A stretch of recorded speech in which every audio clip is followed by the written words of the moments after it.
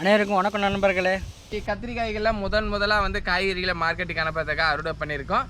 இப்போ நம்ம நடவு பண்ணியிருக்கிற நேரம் நம்ம புயல் மழைகளில் மாற்றத்தினால பெரும்பாலும் வந்து நமக்கு பூக்கள் உதிர ஆரம்பிச்சிருச்சு. எந்த ஒரு செடிகளை நீங்கள் எடுத்துட்டனாலும் மழை பெய்யக்கூடிய நேரங்களில் வந்து பூக்கள் உதிர ஆரம்பிச்சிடும். காய்கள் காய்க்கக்கூடிய செடிகளாக இருந்தால் மழை நேரங்களில் டேமேஜ்களை நம்ம இருந்தே தான் தீரன்றதான் உண்மை அவசியம். இன்றைக்கி நம்ம கடந்த ஒரு வாரத்துக்கு முன்னாடி நம்ம முதலாக வந்து காய்கறிகளை விற்பனைக்காக அறுவடை பண்ணி எடுத்துகிட்டு போனோம். 5 கிலோக்கள் மட்டும் தான் இருந்தது. அந்த 5 கிலோ காய்கறிகள் 30 ரூபாய்க்கு நம்ம உள்ளூர் மார்க்கெட்டில் திருக்கோவில்குன்றத்துலேயே நம்ம விட்டுட்டோன்றதான் ஒரு விஷயம். இன்றைக்கி தான் முதலாக வந்து சென்னை தியாகராய நகர் மார்க்கெட்டுக்கு நம்ம காய்கறிகளை அனுப்புறதுக்காக அறுவடை பண்ணி வச்சுருக்கோம். காய்களுடைய தரம் பாருங்கள். இன்றைக்கி மழை அதிகமான அளவுக்கு பெஞ்சதுனால நமக்கு காய்களில் அழுகல் நோய் வந்து தாக்கியிருக்கின்றதா ஒரு விஷயம். நிறைய காய்கள் வந்து நீங்கள் எடுத்துட்டிங்கன்னா ஒரு 25 கிலோ காய்கள் அறுவடை பண்ணியிருக்கோம். இதில் வந்து 5 கிலோ காய்களுக்கு இந்த மாதிரியான காய்களே இருக்குது, அதாவது அழுகல் காய்களே இருக்குன்றதான் ஒரு விஷயம் நண்பர்களே.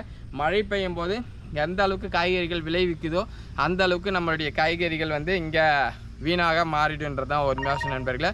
மழை நாட்களில் விவசாயம் செய்கிறதுன்றது அவ்வளோ எளிமையானது கிடையாது. இன்றைக்கி நம்ம இந்த காயை வந்து இன்னும் கொஞ்சம் விரைவான அளவுக்கு அறுவடை பண்ணியிருக்கலாம். ஆனால் கடந்த ஒரு 10 நாட்களுக்கு முன்னாடி நம்ம பகுதிகளில் புயல் காற்று அடித்ததில் நிறைய காய்கள் வச்சுருந்தது. மொத்தமே கீழே காற்று அடிக்கும் போது செடிகள் உதிர்ந்துடுச்சுன்றது தான் ஒரு விஷயம்.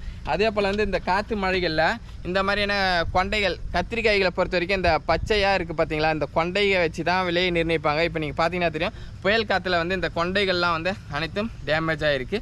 இதனால் வந்து கத்திரிக்காய்களோட விலை வந்து குறைவான அளவுக்கு போகுமான்னா அது கிடையவே கிடையாது. காரணம் இன்றைக்கி என்னன்னாக்கா, இன்றைக்கி காய்களே இல்லாமல் இருக்குதுன்றதான் ஒரு விஷயம். ஏன்னா நிறைய நமக்கு டேமேஜுகள் நம்ம சுற்றி நடந்திருக்கு.